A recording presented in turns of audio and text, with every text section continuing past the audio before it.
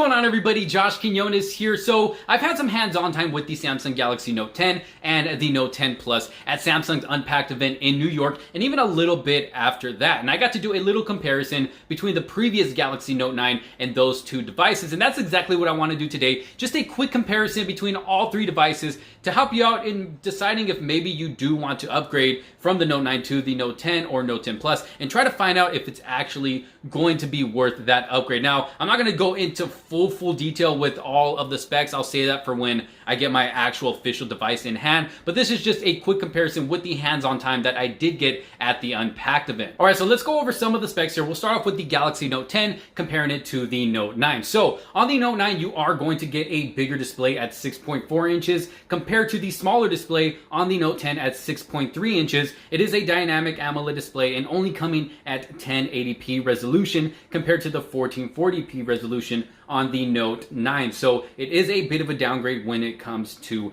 display. Now, when it comes to the overall performance, you do get an upgraded Snapdragon 855 processor on the regular Note 10 compared to the Snapdragon 845 processor on the Galaxy Note 9. And then you get up to 12 gigabytes of RAM on the Note 10 and then up to 8 gigabytes of RAM on the Galaxy Note 9. But when it comes to storage, you do get up to 512 gigabytes of internal storage on the Note 9 with expandable memory, while on the Note 10 you only get up to 256 gigabytes of internal storage with no expandable memory. Now, for me personally, I do like having the ability to throw an SD card in there for that expandable storage. That way, if I have any pictures and videos that I want to keep, I can just save them all to that SD card, swap it out, put a brand new one in, and just start recording again and taking photos once that SD card does get full. So having that expandable storage there is always nice to have. Now, the Note 10 does have UFS 3.0 compared to the 2.1 on the Galaxy Note 9. And then when it comes to battery life, you do get a smaller battery on the Galaxy Note 10, coming at 3,500 milliamps. And then on the Note 9, you get a 4,000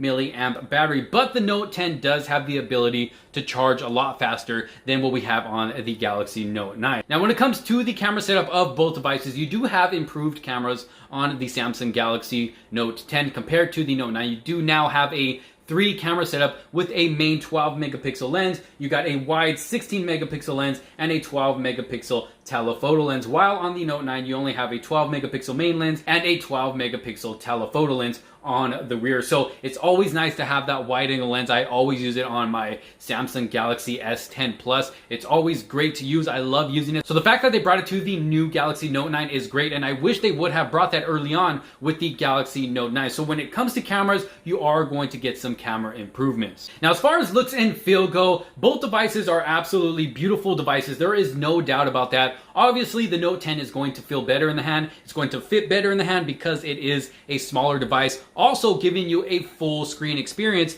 compared to what we have on the Note 9. You do have a small bezel on the top and the bottom, but honestly myself, I really don't mind the top and bottom bezel because honestly, it's still pretty much a full screen experience, no notch or cutouts or anything like that, so it's still a beautiful looking display. But on the Note 10, the display actually still looks good as well. Even though it is a 1080p display, it's still a beautiful looking display, like I said, giving you a full bezel-less experience, pretty much bezel-less, just with a small cutout up top. But both phones are absolutely beautiful. Then when you go to the back, you do have a fingerprint sensor on the back of the Galaxy Note 9 compared to what we have on the regular Galaxy Note 10. There's no fingerprint sensor on the back. Honestly, I probably prefer the fingerprint sensor on the back because my finger just always naturally rests right there and it's always just easy to access it. But on the Note 10, you do get the in-display fingerprint sensor, which isn't bad as well. And it has improved coming from the Galaxy S10 lineup. So overall, when it comes to the Note 9, comparing it to the regular Note 10, the Note 10 is a good device. It is a great device, but honestly,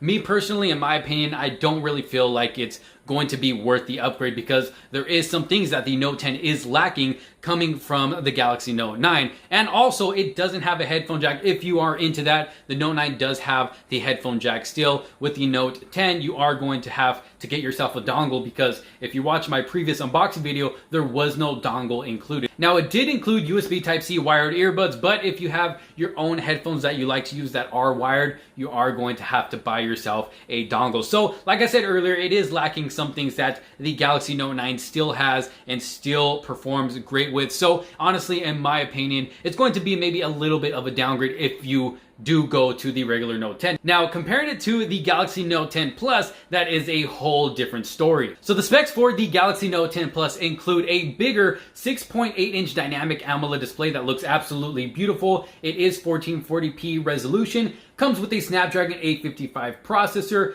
12 gigabytes of RAM across the board, up to 512 gigabytes of internal storage with SD card support. So yes, you do have SD card support on the Plus model coming from the regular Note 10 model, which is great. I personally already pre-ordered myself the Plus model. And then you have the UFS 3.0. You also got the same 3-camera setup that you have on the regular Note 10 that I did mention earlier, but you do have a depth vision sensor as well, giving you a nicer bokeh effect when taking photos and video, because you do have a live focus video mode as well. And then you get the 12 megapixel front facing camera compared to the 8 megapixel front facing camera on the Galaxy Note 9. Now, there is still no headphone jack on the Plus models. So on both Note 10 models, they did get rid of the headphone jack. So just keep that in mind if you do prefer to have that. And then when it comes to battery life, you are going to get a bigger battery at 4,300 milliamps compared to the 4,000 milliamp battery on the Note 9. And then on the Note 10 Plus, you are going to get a lot faster charging speeds than what we have on the Galaxy Note 9. Now, putting the two together side by side, honestly, they both pretty much